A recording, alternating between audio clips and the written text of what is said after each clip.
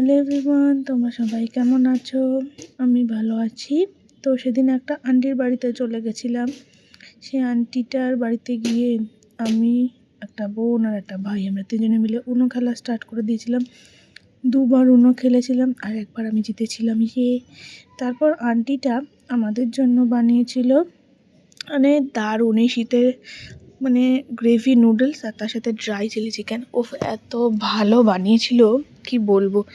গরম গরম স্যুপ আর gravy noodles, ওফ, শীতকালটা একেবারে জমে গেছিলো। আর এই ভিনিগারে ভেজানো লঙ্কাগুলো দিয়ে খেতে দারুণ লাগছিল।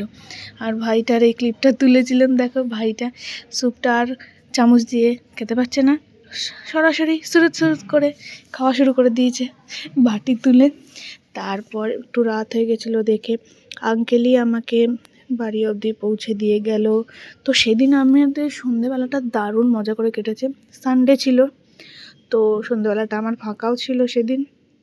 তারপর আঙ্কেল নামিয়ে দিল, তারপর বাড়িতে এসে একটু ফ্রেশ হয়ে শুয়ে পড়লাম।